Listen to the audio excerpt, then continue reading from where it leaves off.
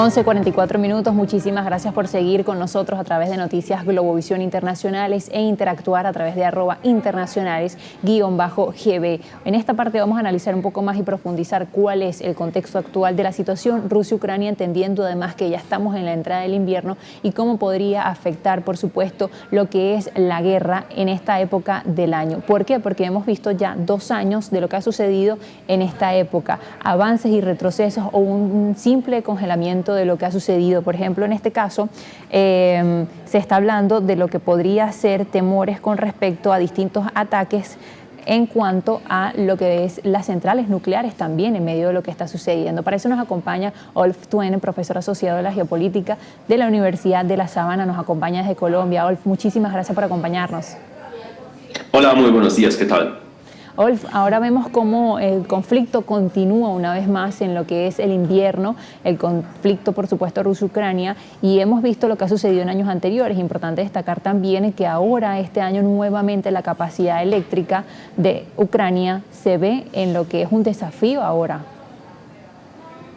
Sí, eso es cierto. O sea, realmente desde el principio de la invasión rusa en Ucrania en febrero de 2022, los rusos han tratado de debilitar la infraestructura eléctrica, sobre todo de Ucrania, y ahora que ya estamos realmente en puro invierno europeo, la situación del suministro de la electricidad en varias partes de Ucrania es bastante complicada.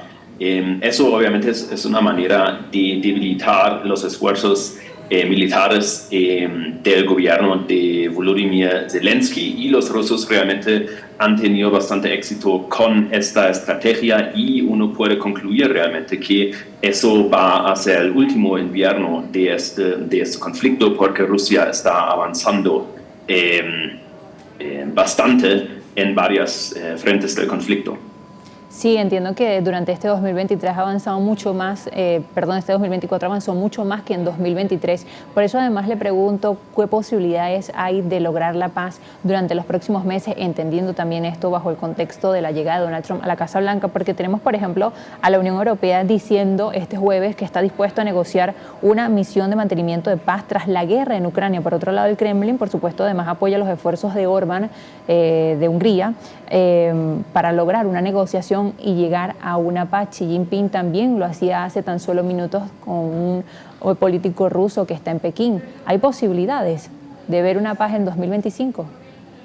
Hay posibilidades, pero tenemos que esperar realmente hasta la llegada de Donald Trump a la Casa Blanca en la mitad de enero del 2025, es decir, ya casi realmente, porque obviamente bajo el actual gobierno estadounidense, negociar o ni siquiera hablar, dialogar, debatir con Vladimir Putin y Rusia se ha evidenciado como una opción que realmente es imposible. Entonces hay que esperar realmente hasta la llegada de Donald Trump. Donald Trump ya ha enviado señales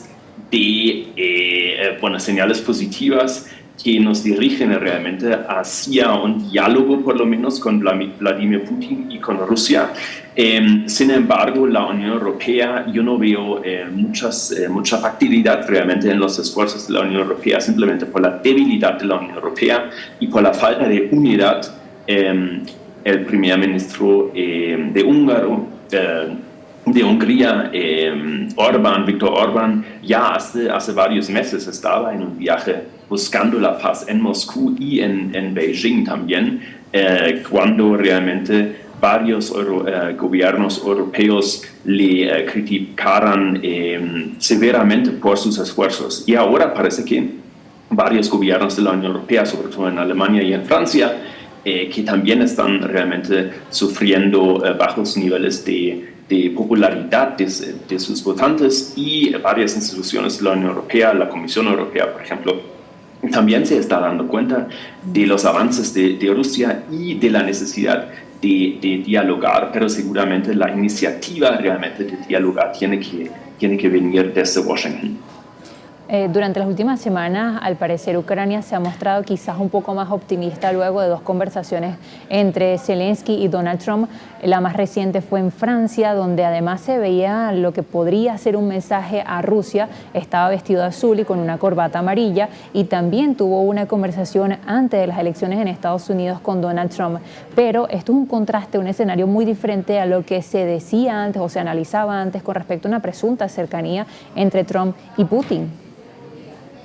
Sí, eso es cierto. Eso es lo que uno decía durante el primer mandato de Donald Trump entre enero de 2017 y enero de 2021, esta supuesta cercanía entre Trump y Putin, pero realmente ya estamos en una situación bastante diferente y estamos en una situación en la cual realmente Vladimir Putin se encuentra en una situación bastante fuerte, por lo menos respecto al conflicto en Ucrania, y donde el actual presidente de Ucrania, Volodymyr Zelensky, cada vez está haciendo demandas más exigentes, que son cada vez más difíciles de cumplir. Entonces yo creo que el futuro de esas negociaciones, o digamos de esas conversaciones hasta ahora, es seguramente una conversación bilateral entre Trump y Putin en algún momento tan pronto entre Donald Trump a la Casa Blanca en la mitad de enero, y luego los europeos y también Volodymyr Zelensky